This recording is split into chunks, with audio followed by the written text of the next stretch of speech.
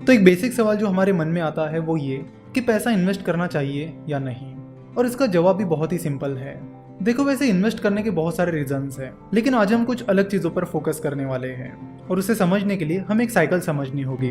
हम Indian saving में पीछे नहीं है, हम पीछे हैं तो इन्वेस्टमेंट में। और हम इन्वेस्टमेंट में इसलिए पीछे हैं क्योंकि फाइनेंशियल अवेयरनेस इंडिया में उतना कुछ खास नहीं रहा है। हमें इन्वेस्टमेंट के बारे में कहीं पर भी नहीं सिखाया जाता, ना स्कूल कॉलेजेस में ना घर पे। देखो, आप अगर अपना घर भी चला रहे हो तो उसमें मनी मैनेजमेंट का बहुत बड़ा रोल होता है। हम जितनी भी कई सारी चीज़ें करते हैं उनमें फाइनेंशियल मैनेजमेंट और मनी मैनेजमेंट का बहुत बड़ा रोल होता है, लेकिन हमें money management, financial management, investment इनके बारे में सिखाया ही नहीं जाता। तो इन्वेस्टमेंट को पूरी तरह समझने के लिए हमें एक साइकिल को समझना होगा। हम देखते हैं कि हम में से ज़्यादातर लोग पैसा सेव तो करते हैं पर वो इन्वेस्ट नहीं करते, घर में ही रखते हैं।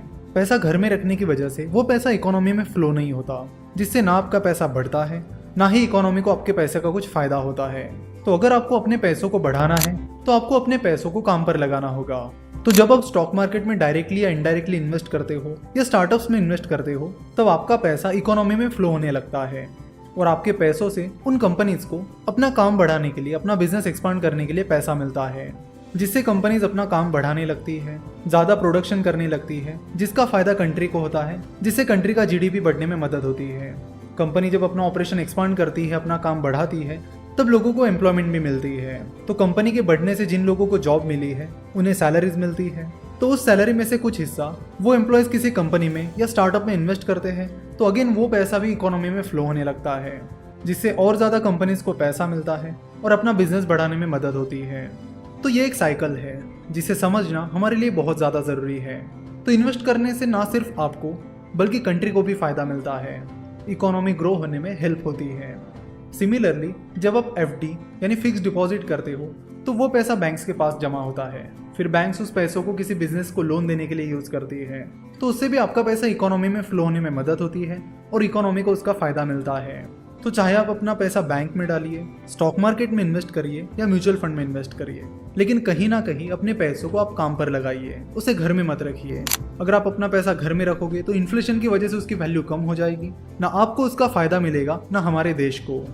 अगर आपको इन्फ्लेशन क्या होता है ये पता नहीं है तो आपको बता दूं कि अगर आपके पास आज 1000 रुपीज़ है तो उस 1000 रुपीज़ की वैल्यू एक साल बाद उतनी नहीं रहेगी जितनी आज है, यानी उसकी वैल्यू एक साल बाद कम हो जाएगी।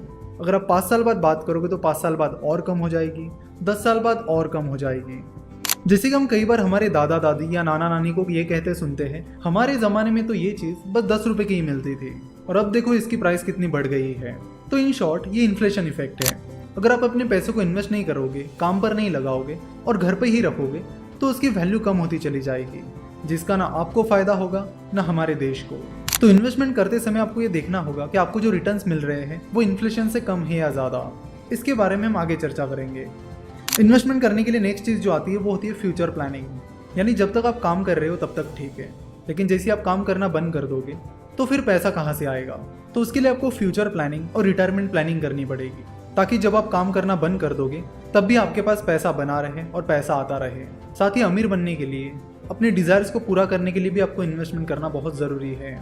तो इन्वेस्टमेंट एक टू वे गेम है, जिससे ना सिर्फ आपको बल्कि कंट्री को भी बेनिफिट मिलता है।